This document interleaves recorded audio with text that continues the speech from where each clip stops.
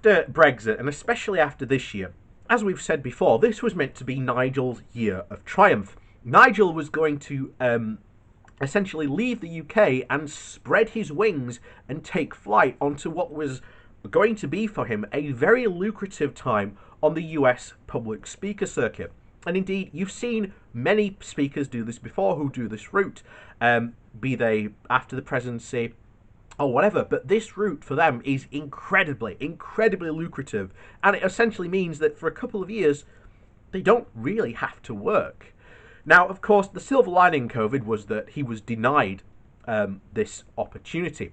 However, like many people, I really did suspect that Farage wouldn't really be done, because a guy like Farage would not, he's pretty much almost a household name when it comes down to it. There is no way no one is going to leave him on the sidelines, and that sooner or later Farage would return to politics really in one way or another. It was just a question of how he would return and what form this new party would take. But it appears to be that Farage is jumping on the anti-lockdown group, which is the massively, as we know, he's a free market fundamentalist. He's jumping on the lockdown bandwagon that says we can't lock down because it'll kill our economy, etc., etc.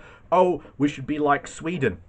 And at that point, I always go, oh, great, let's be like Sweden. Let's introduce all these social policies that Sweden has. And then Nigel Farage would go, oh, no, that's not what I'm talking about.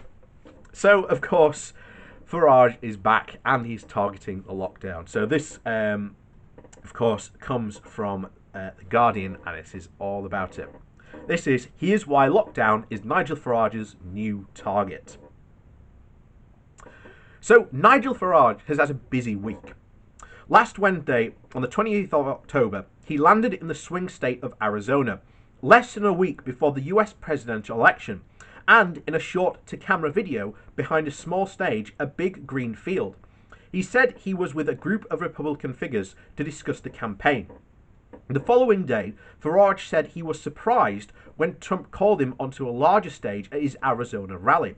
Farage proceeded to deliver a pretty much predictable routine, praising Trump and tipping him for victory. And that was Thursday.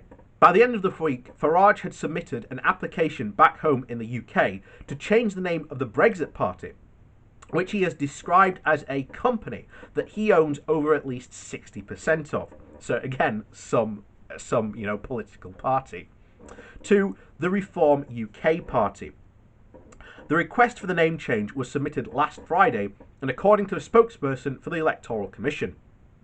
Early on Sunday evening, Farage put another video on social media. Sitting back in the lobby of Trump International Hotel in Washington, D.C., Farage railed against England's coming COVID-19 lockdown. I've said it before, I'll say it again. The cure is worse than the disease, Farage said, adding that there was no political voice articulating this.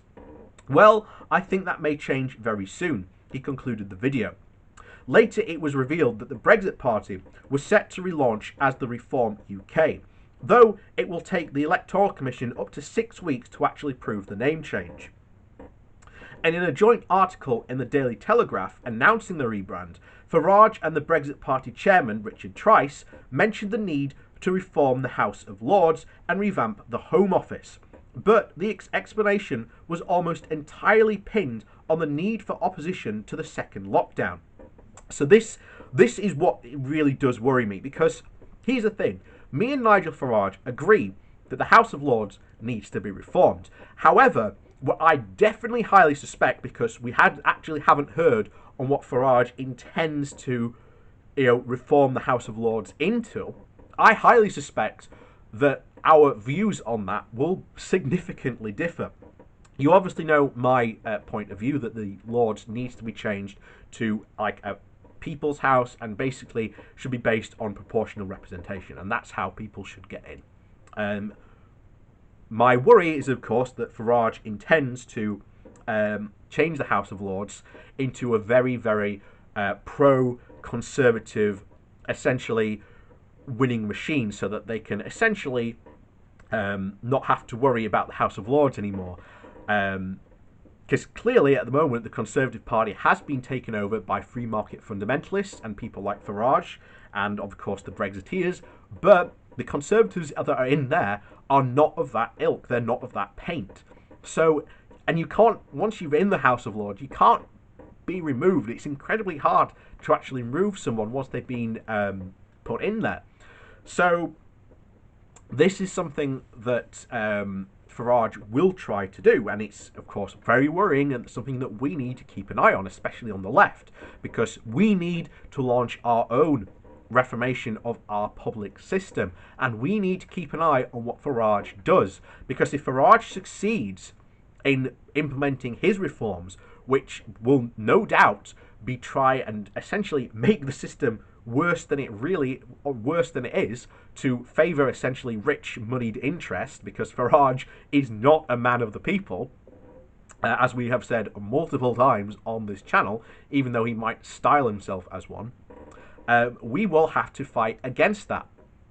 So, you know, if we ever did come to a referendum to like reform the House of Lords, and Farage is on the yes with his side and his proposal, then we will have to vote against it. We will actually actively have to campaign and say, no, that is not how it should be reformed. This is how it should be reformed. And hopefully, maybe even get our option on that ballot as well. However, again, we'll have to see. We'll have to see what fight this battle comes. And make no mistakes, this is but the beginning of this fight to come, I suspect. So, anyway, the article continues. The centrepiece of their argument was the controversial Great Barrington Declaration, and we've talked about this before.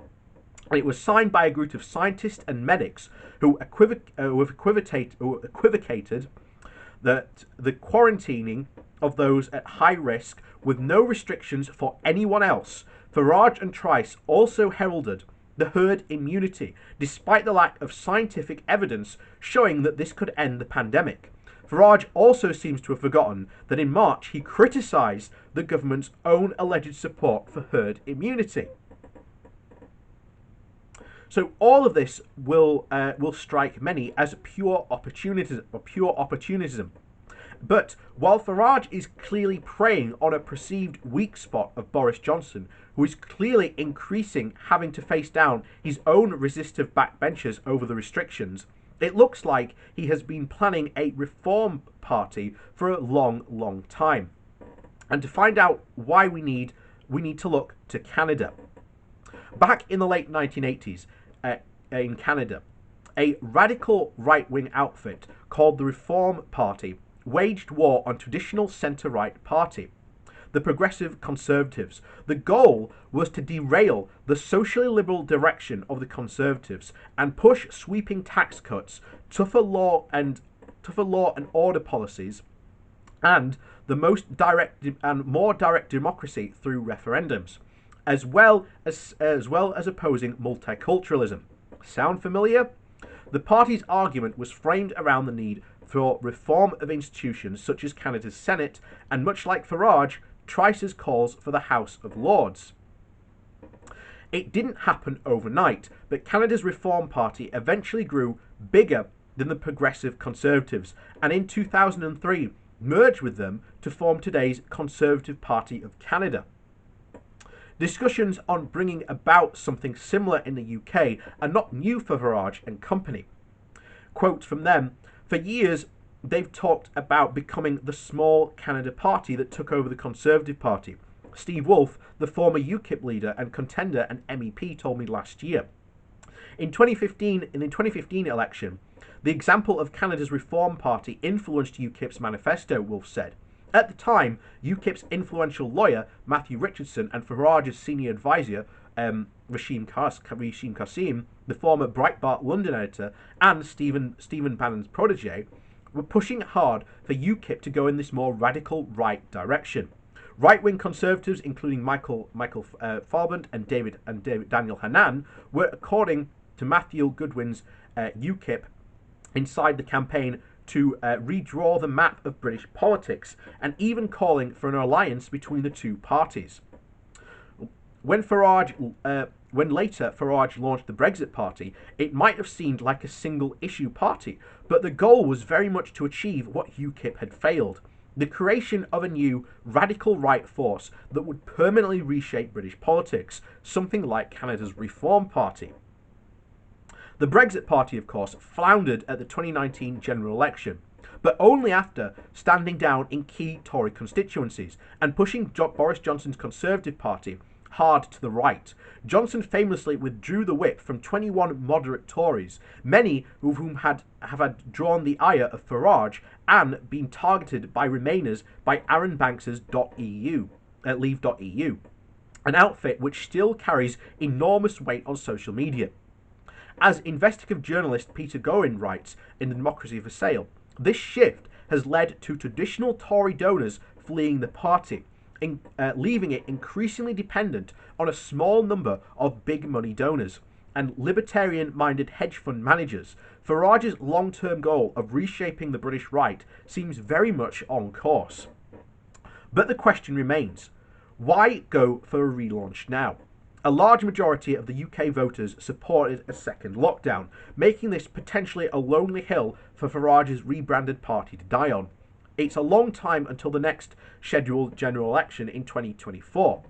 And curiously, in his video in Trump's hotel lobby, Farage had framed the coming news of the relaunch around the US election. COVID-19 was the most prominent issue in that election, he said. And Trump's response to the pandemic was far better than that of the Democratic candidate Joe Biden, because, as Trump argued, lockdowns brought economic disaster, and vulnerable people should simply protect themselves while the rest of the public get on with their lives. Perhaps being around Trump and his circle gave him a renewed taste for a political fight.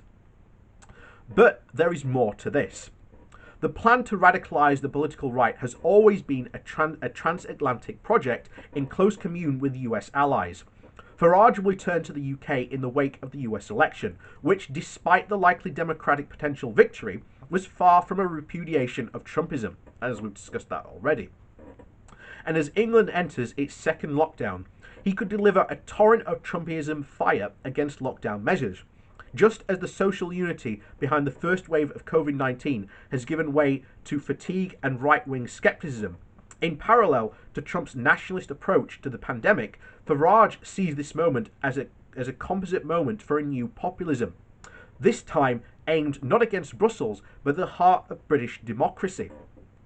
And this is something, again, we have to keep a very, very close eye on. And I tell you now, when this relaunch happens, we will be going over and especially taking a very, very close look at what Farage intends to do with the House of Lords. And we might even have to guess, because this might not be a fully fleshed out policy. This could just be another sovereignty argument. You know, let's reform the House of Lords. Oh, how are we going to do that?